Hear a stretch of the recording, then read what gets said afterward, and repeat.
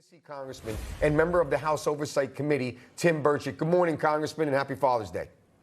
Happy Father's Day to y'all. I was noticing your report before then where he was saying all that. I used to be in the state Senate with a guy who would say, now let me tell you the truth. And I'm sitting there thinking, no, I think we'd rather hear your lies first. Well, sometimes you don't know what is a lie and what is true. But, Congressman, break this down for us. What do Americans need to know about these allegations and this investigation? Well, first of all, the Director Wray of the FBI just stonewalling us with all this and then making us go view these things in the SCIF, which are supposed to be public record, and trying to classify them, I think, is the first of the problem. And the rest is the legacy media that refuses to cover probably one of the biggest stories. And Chairman Comer is correct. $30 million is probably in what is flowed in from the Chinese, from Ukrainians, you name it, they've done it. If you're a corrupt nation in this world, you've probably sent the Bidens some money. And as I've stated before, you know, when the Biden crime family went to mob school, I think they fell asleep during money laundering class, because the money clearly goes into these accounts. They're paid, and then it's divided up among 9 or so family members. They have 20 to 21 bank accounts and LLCs that they put the money in. You know, and their defense is always, well, look at the Trumps. Well, the Trumps were selling stuff made in Chinese sweatshops, you know, those ties they were selling and all that other stuff. They have a product. The only thing the Bidens were selling was United States national security and their souls. Congressman, Iowa Senator Chuck Grassley says that the documents claims that they also include 17 audio recordings confirming the Bidens' plans. 15 of those recordings involved Hunter Biden, whilst the other 2 involved President Biden. Take a look at this exchange between Tennessee Senator Marsha Blackburn and FBI Deputy Director Paul Abbott. We often redact documents to protect sources and methods. So you chose to redact the fact that there are 17 voice recordings, 2 of those with the now president. You chose to redact that and not to give that to House Oversight. I have no idea if there are voice recordings or not. What I will tell you with respect to the document, the document was redacted to protect the source. Now, I do mean abate. Sorry, I apologise, Congressman, it's my accent. Where are these recordings, if they're real?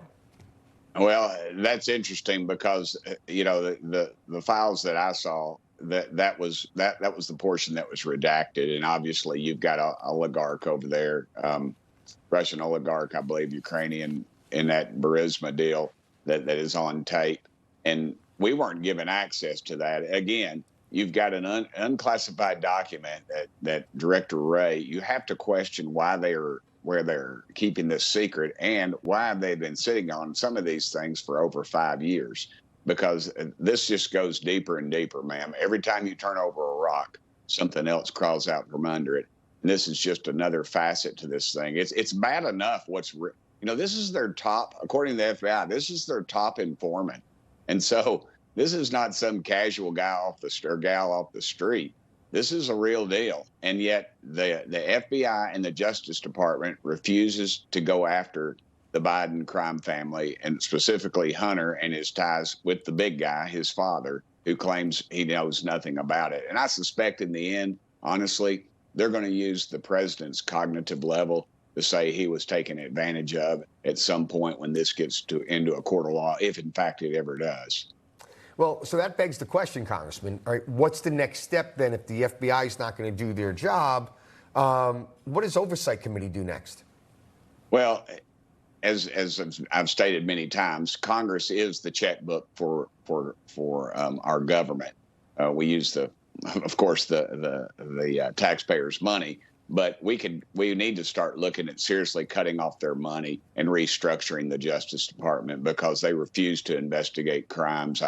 I've noted many times, you know, there's a guy who was protesting an abortion clinic, and he gets raided by 17 FBI agents with arms and in full combat gear when they could have picked him up going to work. No, and so their priorities are completely out of whack. It is rotten to the core, and it starts at the top of the FBI, and they need to clean house. Hey, Congressman, just 30 seconds. Is it possible to really cut their budget the way we're not really having regular order, or there's really no budget process that there's supposed to be? So is it possible to really hold them to account? And is this why they're so brazen? 30 seconds to you, Congressman. Yes, sir. If Congress would just get some guts, the Republican Party needs to stand up to this nonsense. The American public know what's going on. You all know what's going on.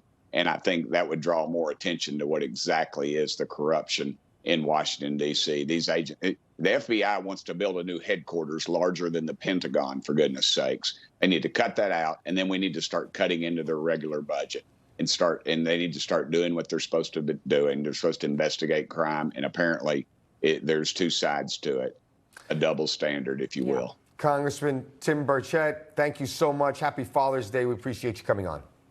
Thank you all for having me on.